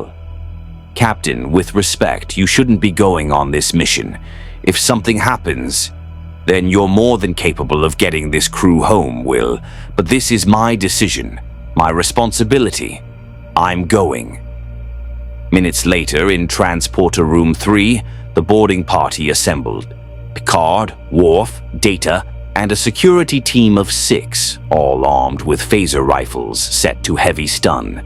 They wore modified Starfleet uniforms, less recognizable at a distance, easier to move in. Beverly appeared in the doorway, medical kit in hand. "I'm coming too. If your intelligence operative is injured, you'll need a doctor." "Beverly, don't argue, Jean-Luc. You don't have time and you know I'm right." Picard smiled despite the tension. "Very well, but stay close to Worf." On the bridge, Riker opened hailing frequencies. "Attention, Scarif Garrison Control. This is Imperial Transport, Delta 77, requesting clearance to dock with the Executor. We have rebel prisoners for delivery to Lord Vader." A pause. Then, "Delta 77, transmit your authorization codes." Data sent the forged codes. Seconds stretched into eternity. On the Executor, some board communications officer was reviewing their credentials, perhaps wondering about the unusual vessel configuration, perhaps reaching for the alert button. "Authorization accepted, Delta 77. Proceed to Executor Docking Bay 7. Lord Vader has been notified of your arrival." "Acknowledged, Control." Riker cut the transmission and let out a breath he didn't know he'd been holding. "Captain, you're cleared for approach, but Vader knows you're coming." "Then we move fast. Bring us in." The Enterprise glided toward the Executor's massive hull, dwarfed by the Superstar Destroyer's scale. Docking Bay 7 opened like a mechanical mouth, and the Federation starship settled into position. To the Imperial deck crew, it looked like just another transport. Their sensors couldn't penetrate the Enterprise's cloaking illusion generated by careful shield modulation. "Energizing," the transporter chief announced. The boarding party materialized in a maintenance corridor 50 meters from the detention block. Klaxons immediately began wailing. "Intruder alert," Stormtrooper voices echoed through the corridors. "Seal Section 7. All units respond." "So much for stealth," Worf muttered, raising his phaser rifle. "Data. The quickest route to the detention block," Picard ordered. "Through the primary corridor, Captain, heavily defended. Or we could access the maintenance shafts and approach from below." "Below! Move!" They ran through the Executor's innards, a maze of pipes and conduits built for machines, not people. Behind them, stormtrooper boots pounded against deck plates. Ahead, security doors were sealing, attempting to trap them. Data's android strength tore through a sealed hatch, and they emerged in a corridor lined with detention cells. Imperial officers turned in shock, reaching for weapons, but Worf's phaser fire dropped them before they could raise the alarm. "Cell designation?" Picard asked. Data consulted his tricorder, which was struggling to interface with Imperial technology. "Block 7, Cell 18. This way." They found her in a cell designed to break spirits, dark, cold, equipped with interrogation equipment that made Beverly's medical training scream in protest. The woman was human, perhaps 30, with short dark hair and eyes that had seen too much pain. She wore the tattered remains of rebel fatigues, and her arms bore the marks of torture. "Who?" she began, her voice hoarse. "Rescue operation," Picard said simply.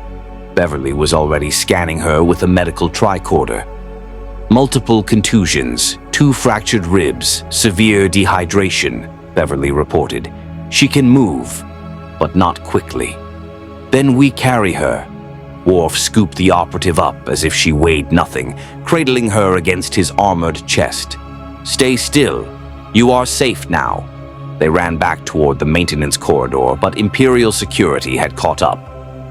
Stormtroopers poured into the passage ahead, white armor gleaming, blaster rifles raised. "Surrender! By order of Lord Vader!" Worf's answering phaser fire cut through their ranks like a scythe. Stormtrooper armor offered no protection against Federation weapons. Bodies fell, stunned but alive, and the boarding party pushed through. "Captain, I'm detecting a significant energy signature approaching," Data announced. "Analysis suggests..." The corridor ahead exploded inward, metal tearing like paper. Through the smoke and debris, a figure emerged, tall, black-armored, red lightsaber igniting with a snap hiss that echoed with threat. Darth Vader. "You dare," the Dark Lord's mechanical voice rumbled, "board my ship." Picard stepped forward, phaser rifle aimed but not firing. "Lord Vader, we're leaving, with your prisoner. Stand aside." "I think not." Vader raised one hand, and suddenly Picard felt an invisible force crushing his throat, lifting him off his feet. He clawed at his neck, gasping for air that wouldn't come. Data moved with android speed, tackling Vader from the side. The impact would have shattered human bones, but Vader merely staggered, his concentration broken. Picard dropped, gasping. The lightsaber came around in a red arc. Data ducked, and the blade carved through a support beam, superheated metal dripping like water. The android's return punch connected with Vader's chest plate, and the Dark Lord was actually driven backward. "Fascinating," Data observed. "Your armor is reinforced with materials exceeding standard Imperial alloys. And that energy blade..." Vader's response was to hurl Data telekinetically into the wall. The android crashed through metal plating and disappeared into the compartment beyond. Worf charged, roaring a Klingon battle cry, his phaser rifle firing continuously. Vader's lightsaber deflected the beam. Somehow, impossibly, solid light redirecting energy weapons. The reflected shot struck a conduit, and sparks rained down. "Your weapons are useless," Vader stated, advancing. "Your technology means nothing against the Force." But then Beverly stepped forward, hypospray in hand, and injected something into Vader's exposed neck seal where his helmet met his armor. The Dark Lord stumbled, his mechanical breathing hitching. "Neurozine compound," Beverly said calmly. Fast-acting paralytic. Even your armor can't filter it out quickly enough. Vader's hand came up, force power gathering, but Data had recovered. The android grabbed Vader's arm, twisting with precise application of over 60 kilograms of force. Something in Vader's armor cracked. Picard to Enterprise, the captain gasped into his comm badge. Emergency beam out, now! The transporter caught them mid-combat, Vader's enraged below, following them into dissolution. They materialized on the Enterprise, the rescued operative still in Worf's arms, and Picard immediately ordered, "Get us out of here! Maximum warp!" The Enterprise tore away from the Executor's docking bay, leaving behind chaos and an enraged Dark Lord. Turbo laser fire hammered their shields, but they were already accelerating beyond pursuit range. Scarif Garrison is launching all defensive forces, Worf reported. 23 vessels in pursuit. The Executor is powering engines. Can they catch us? Not at our current speed, but Captain, our dilithium reserves. I know, Mr. Worf. I know. In sickbay, Beverly worked to stabilize their rescued operative while Picard stood nearby. The woman's eyes fluttered open, focusing on him with effort. You're Picard, the ghost ship captain. They say you're from another galaxy. That's right. Rest now. No. She gripped his hand with surprising strength. You need to know. Vader interrogated me for 3 days. He wanted to know about you, about your ship. The Emperor is obsessed with capturing your technology. They're planning something. A trap. I heard them talking. They're going to... Her voice faded as the sedatives Beverly administered took effect. Get her stabilized, Picard ordered. Then get whatever intelligence she has. We need to know what the Empire is planning. Back on the bridge, Riker met him with a grim expression. Geordi's report just came in. That rescue operation consumed 8% of our remaining dilithium reserves. Captain, we have 6 days of operational power left, 7 if we ration strictly. 6 days. The number hung in the air like a countdown to oblivion. Mr. Data, your research into getting us home. I have completed my analysis. The only feasible approach remains using a massive explosion in hyperspace to create a dimensional rift. And the only target with sufficient power output is the Death Star construction at Endor, Picard finished. The one place in the galaxy we absolutely cannot reach without using all our remaining power. Essentially correct, Captain. Picard looked around his bridge, at the crew who had followed him into hell and back, who had trusted his judgment even when it meant abandoning their principles, who had become freedom fighters in someone else's war. Assemble the senior staff, he said quietly. It's time we made a decision about our future, all of us together. The observation lounge held the senior staff and several key personnel, Geordi, Beverly, Guinan, Chief O'Brien, and the rescued rebel operative, now identified as Captain Shara Bey. She sat with bandaged ribs, but her eyes were clear and determined. Picard stood at the head of the table, looking at each face in turn. I've asked you all here because the decision we make today will determine the fate of this crew and this ship. We have 6 days of dilithium reserves remaining. Mr. Data has identified one theoretical method of returning home, but it requires resources and risks that may be impossible to justify. Before I explain, I want to hear from you. What do you think we should do? Geordi spoke first. Captain, I've been running the numbers constantly. Even if we stopped all non-essential systems, ran at minimal power, we might stretch our reserves to 10 days. But that's all we've got. After that, we're dead in the water. The Enterprise becomes the galaxy's most advanced monument. We could seek asylum with the rebellion, Worf suggested. Offer our services permanently, live out our lives fighting for a worthy cause. Some of us have families back home, O'Brien said quietly. My wife, my daughter, they don't even know what happened to us. Don't know if I'm alive or dead. I want to fight the Empire, I do, but I want to go home more." Troy leaned forward. "I'm sensing conflict in everyone here. We all want to help these people. We've seen what the Empire does, felt their suffering, but we also want to see our own galaxy again, our own families, friends, lives. There's no wrong answer here." Data tilted his head. "Captain, may I present the theoretical solution I have developed?" "Please." Data activated the holographic display. A massive structure appeared, the half-completed Death Star orbiting Endor's forest moon. The Empire's second Death Star is currently 60% complete. Its reactor core is operational but not yet fully integrated with weapons systems. Based on Rebel intelligence provided by Captain Bay, the Emperor himself will be visiting the station in 5 days to inspect construction progress. "The Emperor?" Riker sat forward. "Palpatine himself." "Correct. Additionally, Lord Vader will be present, along with much of the Imperial Navy.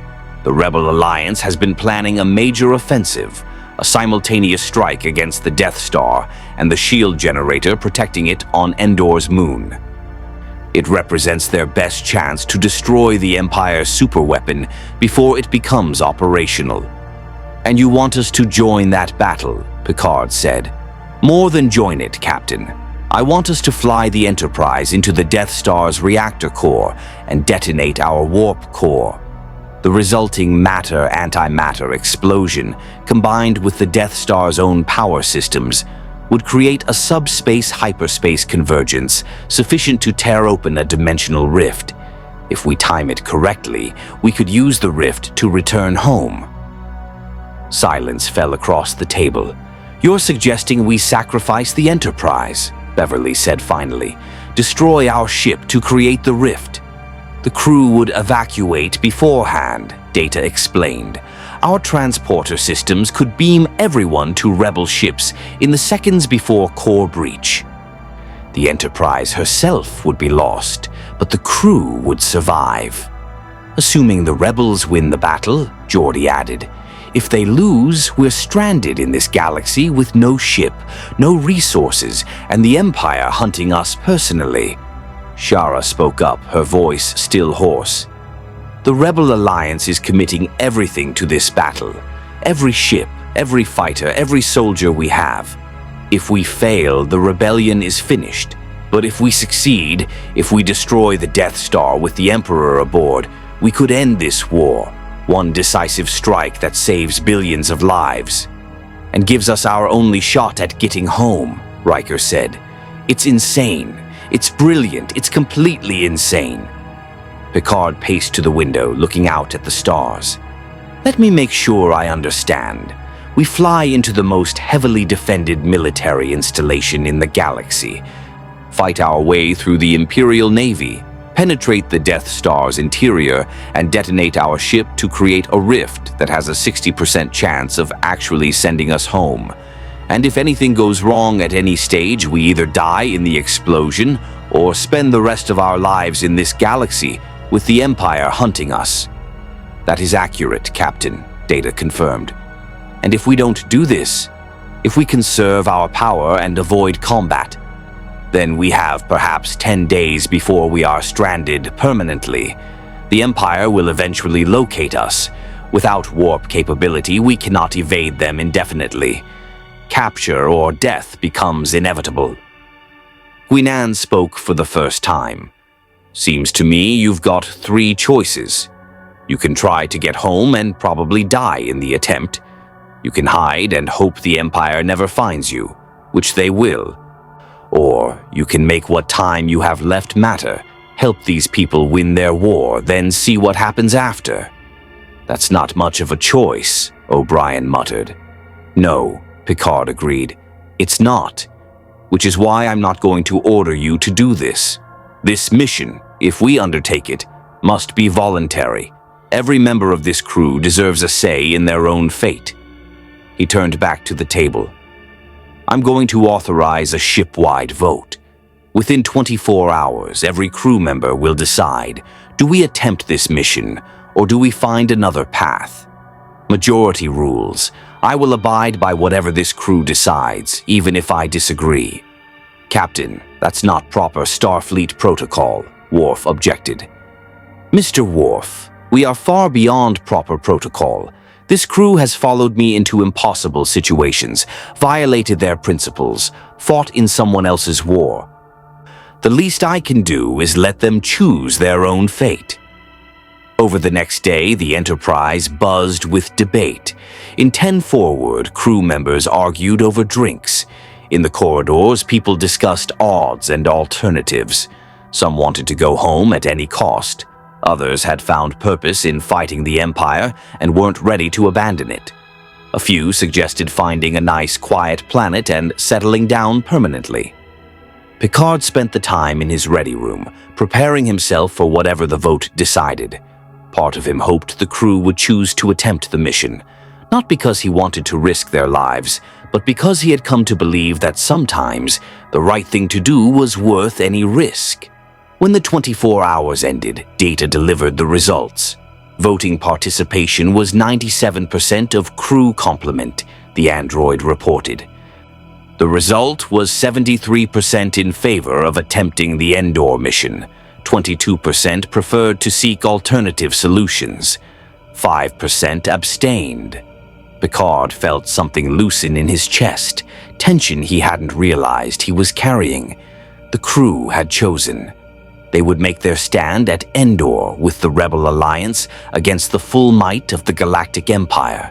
They would either go home as heroes or die trying. "Very well," Picard said.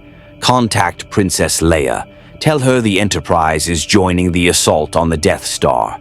And Mr. Data, start calculating the precise detonation sequence. We're going to need perfect timing." As the crew prepared for what might be their final battle, Picard stood on the bridge looking at the stars of this strange galaxy. They had come here by accident, become entangled in a war that wasn't theirs, made choices that violated everything Starfleet had taught them. And yet, he had never been more proud of his crew. They had seen tyranny and stood against it. They had watched innocents suffer and chosen to help.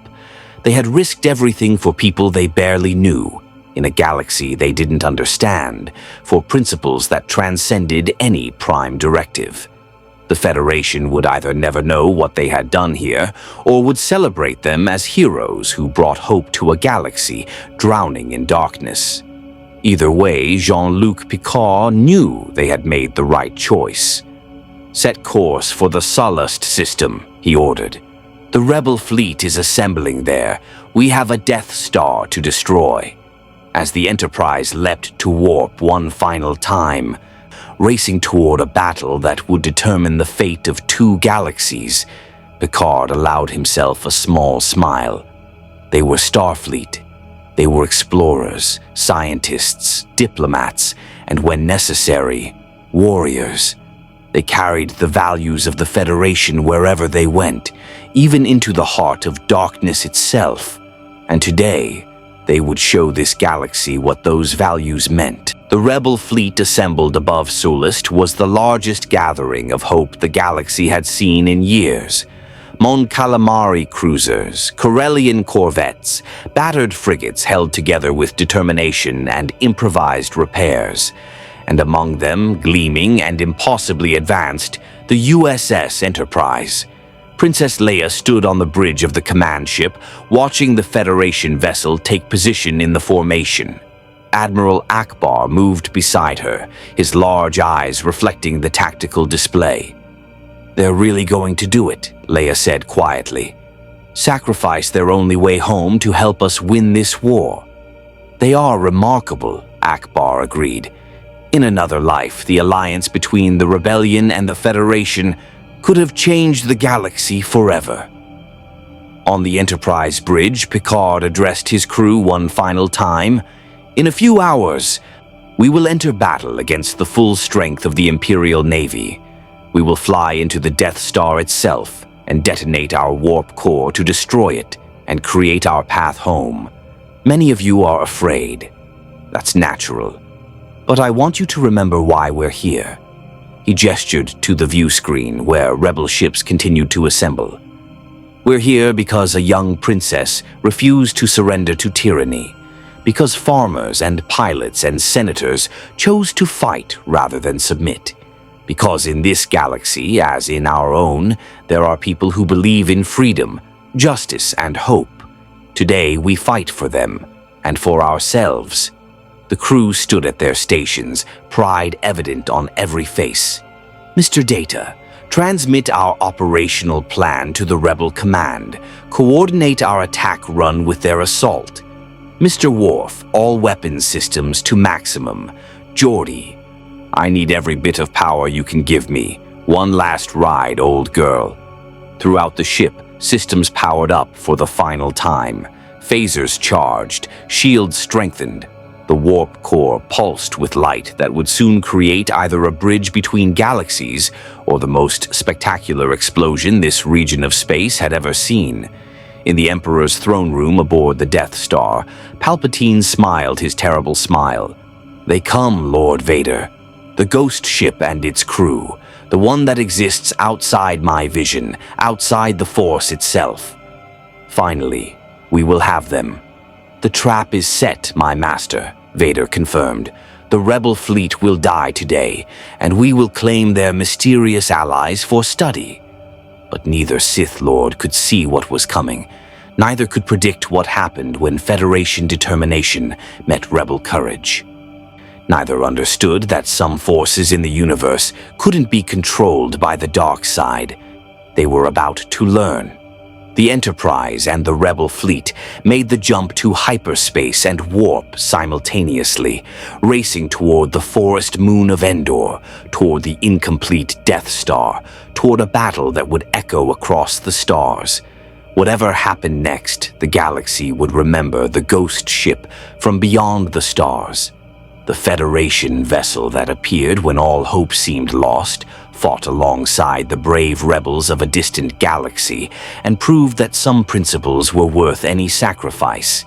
The Enterprise had come to this galaxy by accident, but it would leave, one way or another, as legend. May the Force be with you. More stories await.